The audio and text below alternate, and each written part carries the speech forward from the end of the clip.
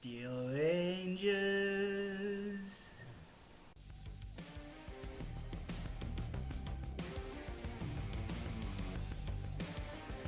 Today is day 220. It is insane how long we have been out here in E.E. Wilson.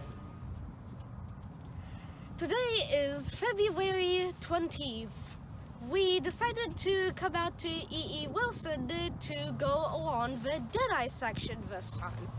We already completed the Timberwolves and the Trailblazers section, so we decided to go to the next place.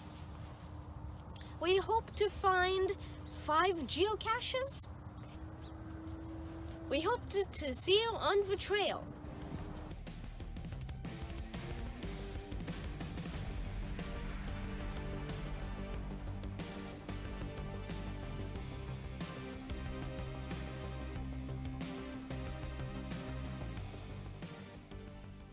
And what lesson did we learn looking for this one?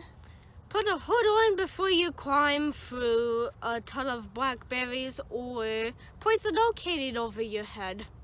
Womp womp womp.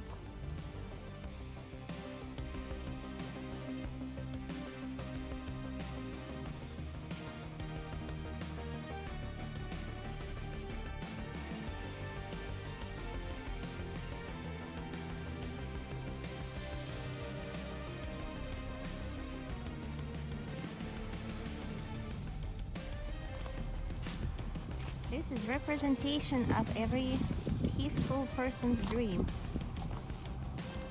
The war facilities gave way to a plow. Rusted up one, still a plow.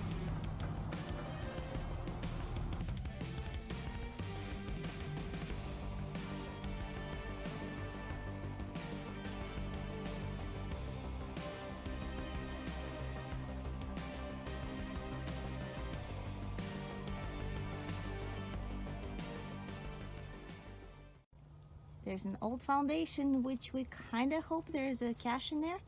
We haven't found a cache yet, but we seem to always find something else. Go Steel Rangers! A reward for finding the proper geocache. Hint for this one? It really does help an eye for litter. We would have never found it.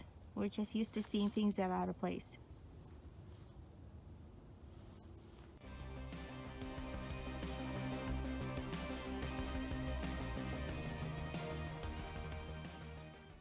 This is the time of the year when it's really easy to find very old or relatively old homesteads, or at least places where people used to live.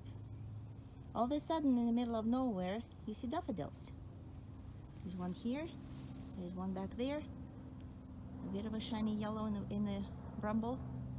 That is a sure sign that humans at some point or another decorated this place with unusual plants. These are not native and they do not really spread out like weeds, certainly not like the blackberries. So if you see a spot of green and yellow shining like that, there were people living here at some point. It's fun that geocaching comes with basic skills of navigation and observation. We have multiple things here that could contain a treasure. We're thinking it's not the bird box. Maybe somewhere around those posts, but what we see is the description of the site that was given as a present for anybody looking for this. There's a foundation. You can barely see through the bramble there. That's a foundation of an old chapel. Even if we don't find a geocache, we find something else fascinating. And there's those daffodils again. Rat, rustle, rustle. That was fun. We just saw, quite literally, a wild rat hopping out from a branch right over our heads as we were poking around that birdhouse and going into its nest. It's inside that tree somewhere.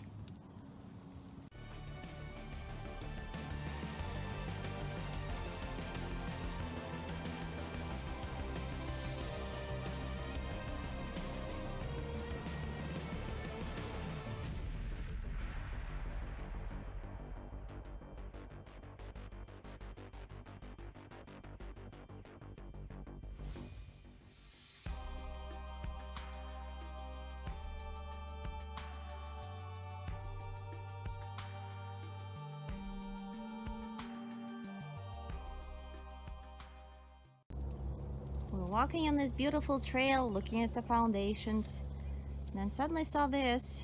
We're pretty dang sure that is not a geocache. It's just a bottle that somebody left on the tree stump.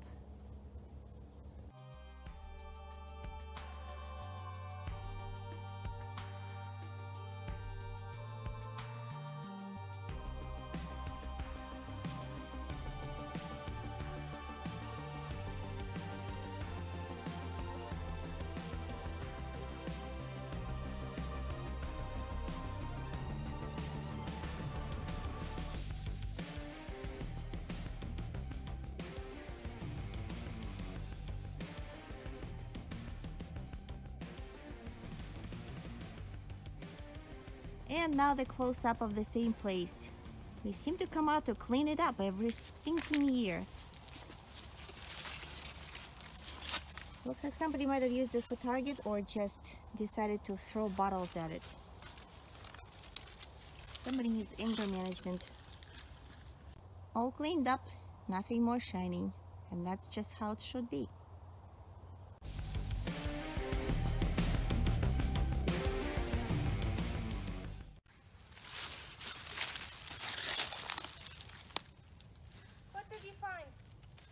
Another round hole. Bushwhacking around E. Wilson or Camp Adair could actually be dangerous.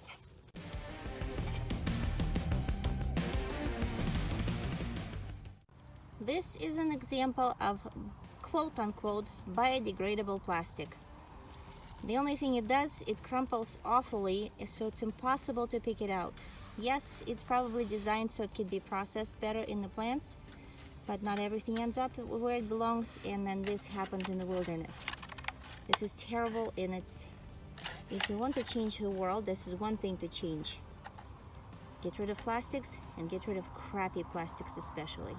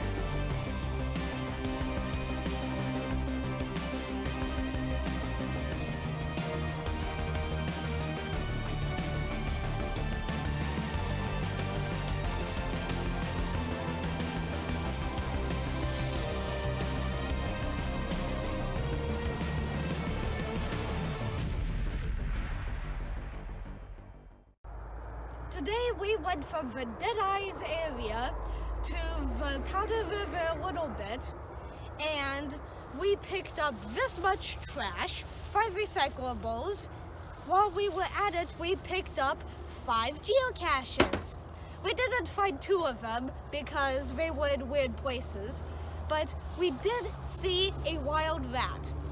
It was kind of like one of those smallish rats, except it had a really fat tail. And a really cute ears. We hiked 3.5 miles today in the course of about 3.5 hours. So it was about a mile per hour, that's including geocaches. We hope to see you next time on #pliking.